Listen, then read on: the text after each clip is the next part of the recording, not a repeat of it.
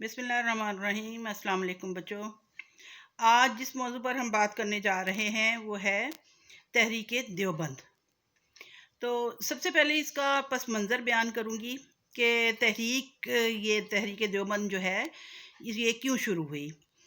تو جب برصغیر پاک و ہند میں مسلم فرمانرواؤں کا دور ختم ہوا اور انگریزی دور حکومت کے ساتھ ساتھ انگریزی تعلیم کا بھی آغاز ہوا، چونکہ ہندو قوم محض دنیاوی کاروبار حیات چلانے کے لیے عربی اور فارسی کی تعلیم حاصل کرتے رہے ہیں، لہذا کاروباری زندگی چلانے کے لیے انہیں انگریزی تعلیم حاصل کرنے میں کوئی تردد نہ تھا، جبکہ مسلم قوم سمجھتی تھی کہ انگریزی ذریعہ تعلیم اختیار کرنے سے ان کا نوجوان طبقہ سیکولر اور مغربیت پسند ہو کر گمراہ ہو جائے گا، لہٰذا وقت کے تقاضوں کو مد نظر رکھتے ہوئے اور اسلامی تعلیمات کی فراہمی کے لیے باقاعدہ ادارے قائم کرنے کی ضرورت محسوس ہوئی، لہٰذا یو پی کے قصبے دیوبند میں واقع قدیم مسجد چٹھا کو تعلیمی مرکز کے طور پر چنا گیا، جہاں پہ مولانا محمد قاسم نانوتوی اپنے ساتھیوں کے ہمراہ مقیم تھے، اور چونکہ وہ شاہ ولی اللہ کے تعلیمی ادارے سے فارغ التحصیل تھے، لہٰذا ہم دیوبند کے مدرسے کو شاہ ولی اللہ کے تعلیمی ادارے کی ایکسٹینشن کہہ سکتے ہیں۔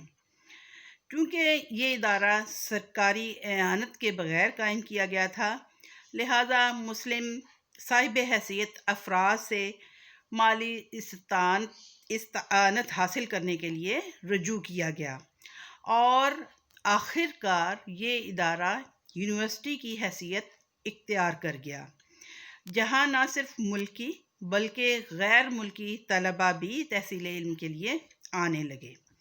اس تحریک کے آغاز کے لیے جو محرکات تھے وہ یہ تھے: سب سے پہلی بات مذہبی روح بیدار کرنا، چونکہ بر صغیر کے مسلمانوں میں مذہبی جذبے کی بیداری اور اجتماعی زندگی کو مذہبی تقاضوں سے ہم آہنگ کرنے کے لیے بہت سی تحریکات کا آغاز ہوا، تاکہ مذہبی فکر اور اخلاقی اقدار کو مسلمانوں کی زندگیوں میں بیدار کیا جا سکے اور راسخ کیا جا سکے، لہذا ان اداروں کی تشکیل میں مسلم فکر و روح بیدار کرنے اور اسلامی اقدار کو محفوظ کرنے کے لیے مذہبی سائنس کی تعلیم کے لیے ان اداروں کو قائم کیا گیا، اور اسی حوالے سے یہ دیوبند کا جو مدرسہ قائم کیا گیا یا بعد میں جس نے یونیورسٹی کی حیثیت اختیار کی، اس کو بھی اسی صورتحال کے لیے بنایا گیا تھا۔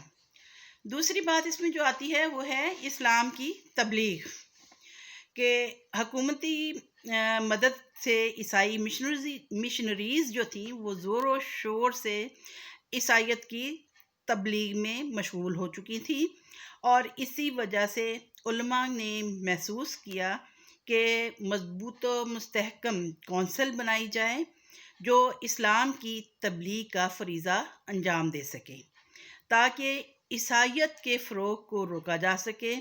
تو دیوبند کی تحریک اسی محرک کی بنا پر قائم کی گئی۔ نصاب اس کا کیا تھا؟ کیونکہ اس دور میں درس نظامی کا دورہ تھا، اور اسلامی تعلیم کے حوالے سے درس نظامی ہی کو ایک مرکزی حیثیت حاصل تھی، اور جو علماء شاہ صاحب سے تحصیل علم کر چکے تھے تو وہ قرآنی سائنس اور حدیث سے ہی رجوع کرتے تھے، اور حدیث کی 6 کتابیں جن کو صحائح ستہ کا نام دیا جاتا ہے، اسی کو نصاب میں شامل کیا جاتا تھا۔ اس کے ساتھ ساتھ عربی تاریخ و ادب کو بھی اس نصاب میں خصوصی اہمیت حاصل تھی۔ دیوبند کے ادارے میں نصاب جو مقرر کیا گیا اس میں صرف و نحو، عربی ادب، قرآن و حدیث، فلسفہ، منطق، فقہ، زبان و ادب، عقائد و شاعری، کیلی گرافی وغیرہ شامل تھے، لہذا دارالعلوم کے پرائمری، سیکنڈری اور ہائر سیکنڈری کے لیے 9 سال کا وقت مختص کیا گیا تھا۔ اب ہم اگر اس تحریک کی نمایاں خصوصیات کا جائزہ لینا چاہیں تو وہ کیا تھیں؟ سب سے پہلی خصوصیت تھی اسلامی تعلیمی تصورات میں ہم آہنگی اور ان کا باہم توازن۔ بر اعظم میں قائم مختلف تعلیمی ادارے اسلامی مفکرین کے مختلف فلسفوں کے داعی تھے۔ اس کے ساتھ ساتھ منطق اور مذہبی تعلیم کی مختلف شاخیں ان کے تعلیمی نصاب کا حصہ تھیں۔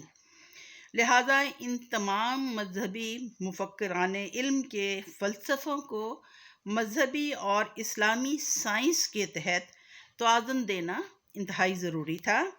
تو دیوبند کے مدرسے کو اسلامی روایات کے ان تمام پہلوؤں کا داعی بنایا گیا۔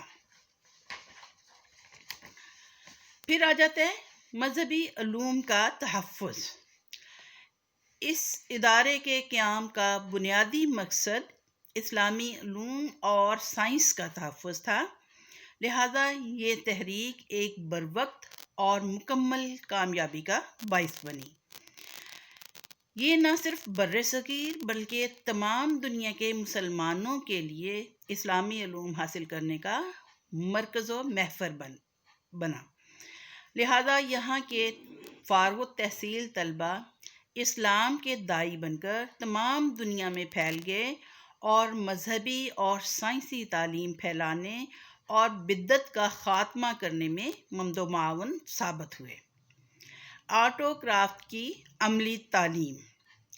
دیوبند نے آرٹ اور کرافٹ کی عملی تعلیم و تربیت کا بھی آغاز کیا۔ خاص طور پر طب کی تعلیم فراہم کی گئی۔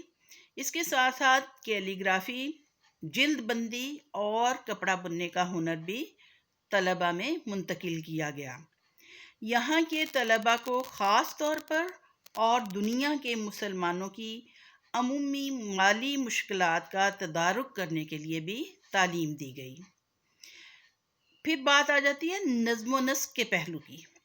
چونکہ سرکاری پالیسی سے قطع نظر دیوبند مکمل بااختیار ادارہ تھا، کیونکہ یہاں پہ گورنمنٹ سے کوئی گرانٹ حاصل نہیں کی جاتی تھی، لہذا مالی امور میں امداد کے لیے صاحب حیثیت مسلمانوں سے ربط نے دور دراز کے علاقوں میں بھی اس ادارے کی شہرت پہنچا دی۔ طلباء اور اساتذہ کے سادہ طرز بود و باش نے بھی عام و خاص کے ساتھ ربط قائم کرنے میں مدد دی۔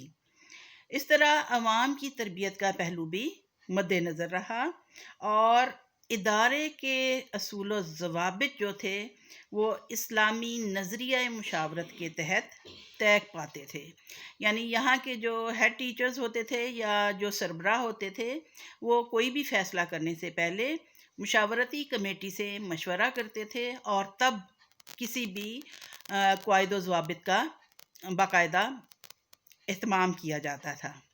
حب الوطنی۔ اس کے لیڈرز ایثار پسند رویہ رکھتے تھے اور اسی کی بنیاد پر آزادی کی روح اس تحریک کے ذریعے پھونکی گئی، لہذا بر صغیر کی آزادی کی تحریک میں دیوبند کے فارغ التحصیل طلباء نے بہت اہم کردار ادا کیا۔ کردار سازی۔ علماء دیوبند خاص طور پر کردار کی پختگی اور اخلاقیات کی اصلاح پر توجہ دیتے تھے، اور اس طرح سے خوف خدا کا ماحول جو ہے وہ سائنس اور آرٹس کی تعلیم کے ساتھ ساتھ ہم آہنگ رہا۔ دیگر تعلیمی ادارے۔ جنوبی ایشیا میں دیگر تعلیمی ادارے جو قائم کیے گئے، جیسے مظہر العلوم سہارنپور میں قائم ہوا، مدرسہ فیض عام کانپور میں اور مدرسہ اشرفیہ مراد آباد میں، یہ تمام ادارے بھی دیوبند کی تقلید کرتے رہے، حتیٰ کہ آج کے دور میں بھی ڈائریکٹلی یا انڈائریکٹلی جو بھی مذہبی مدارس قائم کیے جاتے ہیں وہ انہی لائنز پر تعلیم فراہم کرتے ہیں جو کہ اس دارالعلوم دیوبند کے جو خد و خال تھے انہی کو مد نظر رکھا جاتا ہے۔ لہٰذا انہی روایات پر عمل پیرا ہو کر آج بھی مذہبی مدارس حتیٰ کہ یونیورسٹیاں بھی قائم کی جاتی ہیں۔ اس لیے ہم کہہ سکتے ہیں کہ دیوبند نے اسلامی تعلیم کے لیے ایک باقاعدہ نظام وضع کر دیا تاکہ آئندہ جو بھی اسلامی تعلیم کے ادارے قائم کیے جائیں ان کے لیے مشعل راہ کا کام انجام دے سکیں۔ ادبی اور تحریری خدمات۔ دارالعلوم دیوبند نے صرف پڑھنے پڑھانے کی بجائے تحریری خدمات بھی انجام دی۔ قرآن پاک کے تراجم و تشریح اور تفاسیر کے ساتھ ساتھ احادیث کے مجموعے بھی ترتیب پائے۔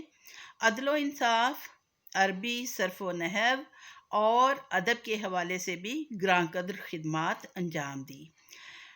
تاریخ اسلام اور سیرت النبی کے حوالے سے بھی بے شمار کام اس ادارے کے انڈر ہوا اور اس طرح سے رہتی دنیا کے لیے ان کی خدمات کو یاد رکھا جائے گا۔ اوکے، اللہ حافظ۔